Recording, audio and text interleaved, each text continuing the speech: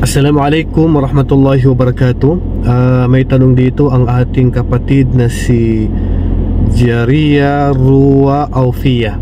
Ang kanyang tanong, Ustad, sual po, halimbawa nag-finance ako sa maisan ng 20,000, pagkatapos pag umani sila, ang bawat isang kilo doon sa isang sako ay 10 pesos sa akin. So ang usapan, bawat isang kilo doon sa isang sako ay meron siyang 10 piso. Okay, walang problema kapag ganito ang usapan. Halimbawa, ibig sabihin tatanggap siya ng 10 pesos sa bawat isang sako o isang kilo kapag umani na po sila.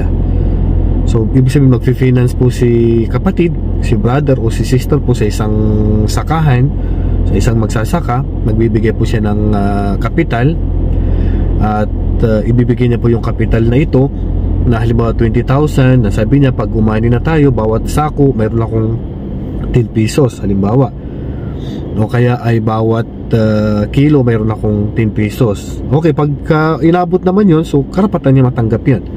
So kapag ganito pong usapan mga kapatid, wala pong problema. Wala pong problema na tatanggapin po ng kapatid natin kapag inabot, kapag sila ay umani ng ganito, na bawat sako ay makakatanggap po o bawat kilo ay mayroon pong porsyento po ang ating kapatid. Okay? So dito, tandaan natin na sa ganito pong paraan ng pag-i-invest o pag-finance, meron pong kayo dapat na malaman mga kapatid na nag-invest, ha? Walang problema, mapag-usapan niyo ilang magkano po sa'yo bawat kilo. Halimbawa, bawat sako tatanggap ka ng sa pagbininta tatanggap ka ng 10 pesos, o bawat kilo tatanggap ka ng 10 pesos. Walang problema doon.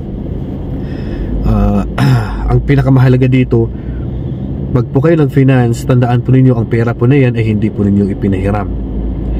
Bakit ko po gustong sabihin hindi po ninyo ipinahiram? Sa oras po na nabangkrap o kaya ay nalugi o na failure ang taniman o sakahan po ng magsasaka po, wala po kayong dapat na singilin. So inuulit ko po, wala po kayong dapat na singilin, kasi po ang pera na ito ay ininvest mo, ikinapital mo at hindi mo pinahiram. Na ang ibig sabihin, pagka tinamaan ng peste o kaya ay tinamaan ng bagyo ang pananim na yan na maisan, o nasira o binaha at natabla po yung 20,000, wala pong ibabalik na 20,000 ang magsasaka po, na kung saan po kayo nagbigay po ng 20k pang finance. So yung iba kasi, kaya ko pinapaliwanag ito kasi ang inakala ng iba, pinahiram lang nila yung pera, pag nabangkrap o nalugi, ibabalik yung 20,000. Di po. Sabi nga sa kaida, al-ghurmu bil-ghunm. Kung ikaw ay naghahangad ng kita, dapat iniisip mo rin na pwede na mangyari sa'yo na malugi ka. Hindi naman pwede na sinisigurado po natin ang kita dito. Kaya sa pag-finance po, pag-i-invest po, hindi na po maiwasan na mapi-failure po at hindi po magsasucess yan. Maaring tagkikita ka, maaring malulugi ka. So kaya ko po sinasabi ito kasi meron po mga nagpipinas na nakala nila pinapahiram lang nila yung pera nila. Kasi kung ang intention mo, pinahiram yung pera mo, hindi ka pwedeng kumita dun sa in-invest mo. Pero kung alam mo na pag nalugi, dapat alam po ng mga nagbinibigyan po ng finance ito, na kapag binigyan ka ng pera ng isang tao na nag-invest sa inyo ng halimbawa ganyan po kalaking pera, magkano po, ay ibabalik niyo po yung kapital na pag kumita po at nag-success po yung inyong pananim. Pag hindi po nag-success, na bankrupt po, ibabalik niyo lang po kung ano lang po yung natira sa kapital niya. At kung naubos po lahat ng kapital, wala po na ibalik, so pareho po kayong lugi, pareho po kayong wala pong kinita. Ganun lang po yan, yung pag-i-invest po o pagbibigay po ng finance. So sana maunawaan dito ng mga kapatid natin na nagfi-finance po. Pag kumita naman at nag-success po yung pananim na ito, alhamdulillah. So kailangan to pa rin yung kung ano yung usapan na bawat kilo meron silang tatanggapin na ganito, o bawat sako meron silang tatanggapin na ganito, plus ibabalik muna yung kanilang kapital kung hindi naman po ito nalugi. Wallahu a'lam. Assalamualaikum warahmatullahi wabarakatuh.